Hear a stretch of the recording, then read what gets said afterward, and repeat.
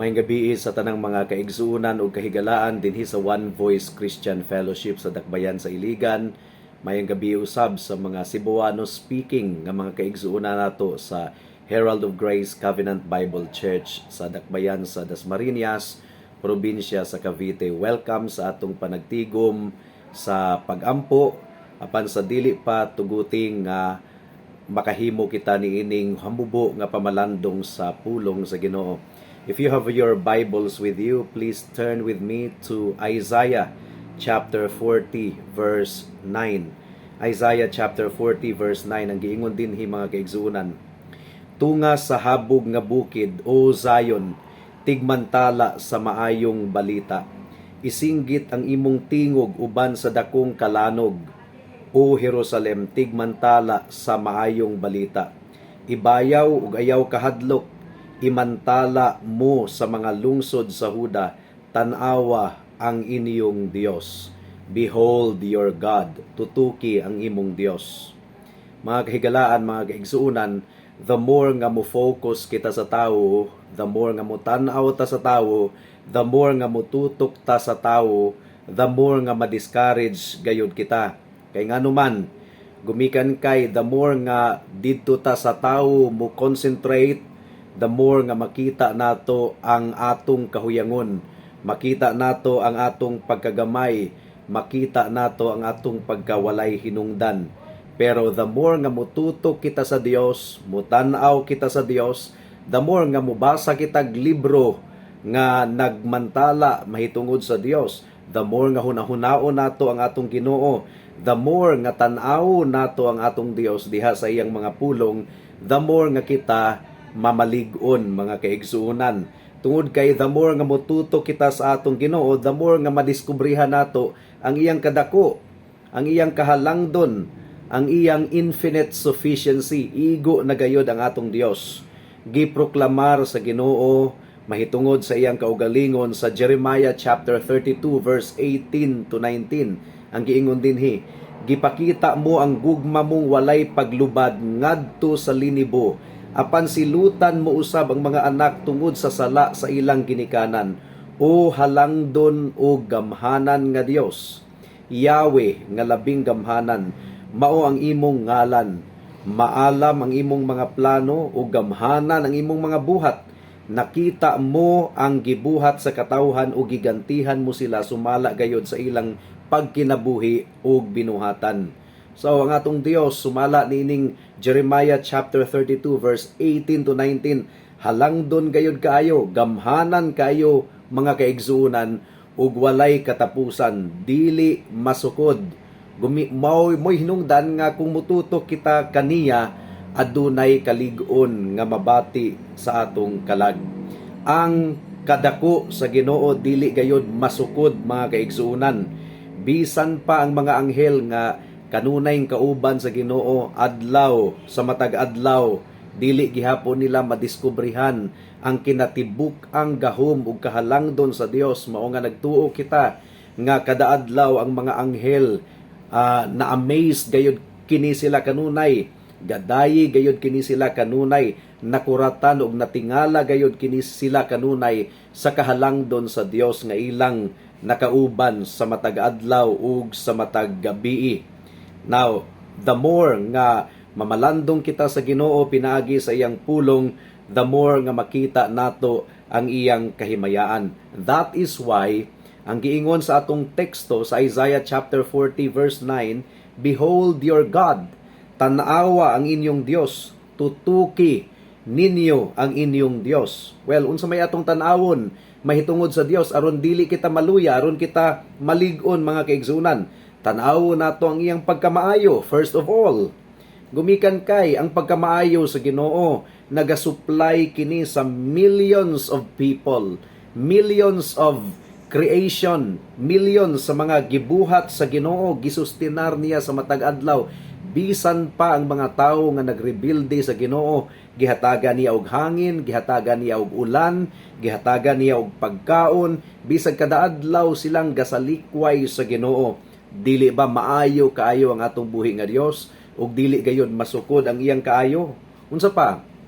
Atong tan-awon ang iyang grasya When we look to God, makita nato ang iyang grasya nga nagluwas sa mga makasasala nga susama nimo ug susama kanako. Wala lang kita niya giluwas kita niya, kundili ang iyang dugo, ang iyang kinabuhi, iyang gihala didto sa krus sa Kalbaryo. Ang iyang dugo mo iyang giula aron maluwas ang mga makasasala nga susama nimo ug susama kanako, nga dili gayud takos nga pagaluwason. So what a glory it is, what an honor it is nga ang anak mismo sa Dios mao ang nagsakripisyo alang sa atong kaluwasan. Dili gayud masukod ang grasya sa Ginoo, mga kaigsunan. Unsa pa? Atong tanawon ang paghukom sa Dios, ang judgment sa Ginoo. Kung mututo kita sa Dios, dili lang nato makita ang iyang gugma o kaayo, makita usab nato ang iyang kabagsik, makita nato ang iyang kabangis, makita nato ang iyang paghukom, mga kaigsuunan. Iyang gi-destroy ang Sodom and Gomorrah, gipaulanan niya og kalayo. Atong mabasa sa Book of Genesis, ang mga kasundaluhan ni Paraon na lumos didto sa dagat nga pula, mga kaigsuunan. Si Korah, si Datan ug si Abiram, mabasa nato na sa Biblia, garibildi sila sa Ginoo, mibuka ang yuta ug nangalunod sila didto, nakaon sila sa yuta, sila ug ang ilang panimalay. That's how great God's judgment is. Ug kung atong basahon ang gimantala sa Biblia mahitungod sa impyerno, bottomless pit nga mo'y tambugan sa tanang mga nagrebuilde kaniya, dili gayud nato masukod ang paghukom sa Ginoo, ang iyang kaalam. Mao nga giingon sa Romans 11:33, "Oh, the depth of the riches both of the wisdom and knowledge of God, how unsearchable are His judgment and His ways past finding out." O ang kalalom sa kaabundansya sa kaalam ug kahibalo sa Dios, dili masukod ang iyang mga paghukom ug dili masusi ang iyang dalan. Unsa pa? Tan-awa ang Dios. Unsay tan-awa nato sa Dios? Ang iyang gahom. Giunsa man niya pagbuhat ang langit ug ang yuta. Gibuhat niya pinaagi lamang sa iyang baba, sa iyang pulong. Gibuhat niya ang tawo gikan sa yuta, mga kaigsunan. Iyang gisustinar ang iyang mga binuhatan sa matag adlaw, gisuportaan dili lang ang kalibutan kundi ang tibuok universo. Kining tanan, mga kaigsunan, sayon ra kaayo alang sa Dios. Kita galisod magani tag sustain sa panginahanglanon sa atong pamilya kada adlaw, kada semana, kada bulan, but not with God. God is able to supply all of our needs. Ang tanang kabuhatan gisustinar sa Ginoo sa matag adlaw. So difficulty is with man but not with God. Mo nga ang giingon sa Jeremiah chapter 32 verse 17, "Ah, Lord God, behold, you have made the heaven and the earth by your great power and stretched out arm. Nothing is too hard for you." Walay lisod alang sa Dios. Unsa pa? Kung mutan-aw kita sa Dios, mga kaigsunan, atong makita ang iyang kaalam, atong makita ang iyang kahibalo. Mabasa sa Ginoo ang atong hunahuna, walay matago sa iyang kasing-kasing. Ang atong gibati nahibaw-an gayud kaayo sa atong buhi nga Dios. Ug nahibawan usab sa Ginoo ang atong mga struggle sa atong kinasunuran, to the point nga sa dili pagani ibuka nato ang atong baba diha sa mga pag-ampo, nasayra na sa Ginoo ang atong gikinahanglan ug iya na kining gitubag. Unsa pa?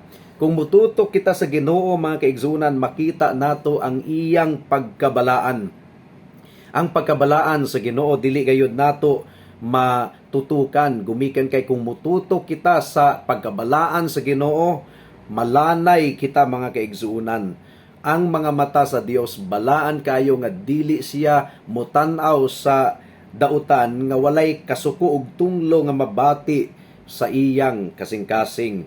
Mao gani nga mikanaog si Hesukristo dinhi sa yuta aron sa pagluwas sa mga makasasala nga susama nimo ug susama kanako, gumikan kay dili gayud kita makapasar sa pagkabalaan sa Ginoo. Makasasala kita, ang atong pagkamatarong hugaw nga trapo lamang atubangan sa Dios. Unsa pa, kung mututok kita sa Ginoo, kung mutanaw kita sa Ginoo, makita nato ang iyang kaluoy. Dili gayud masukod nga kaluoy, lawom kaayo nga kaluoy. Walay sukod mga kaigsuunan.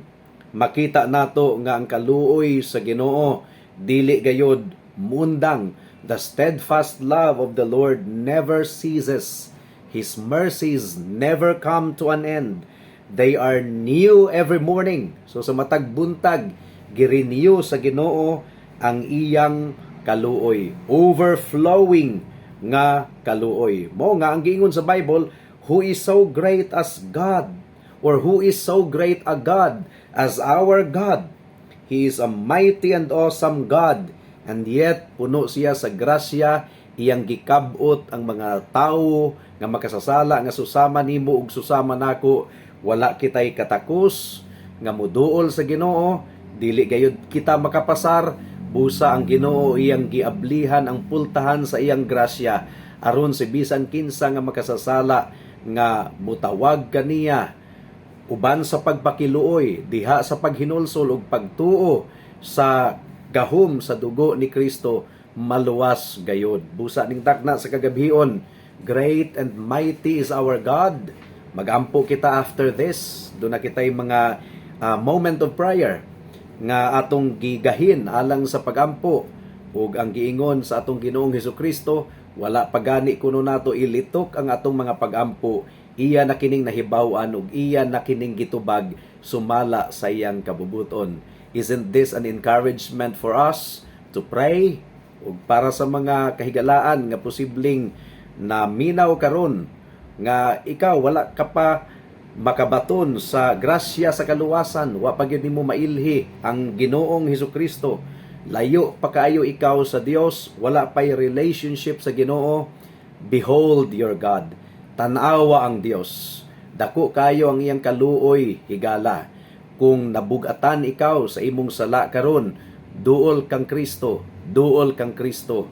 Tawag sa iyang ngalan, tuuhi ang gahom sa iyang dugo, tuuhi ang iyang pagkamataro nga isulob kanimo aron ikaw mahimong limpyo sa iyang atubangan.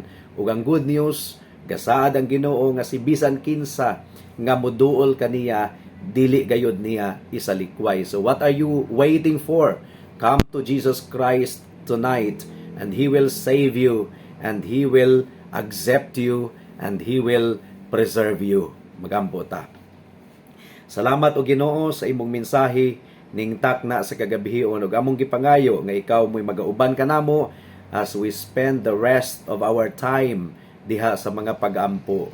Ug hinaot nga among tutukan kanunay ug among tan-awon kanunay ang imong pagkamatarong, ang imong pagkagamhanan, ang imong pagkabalaan. Behold your God.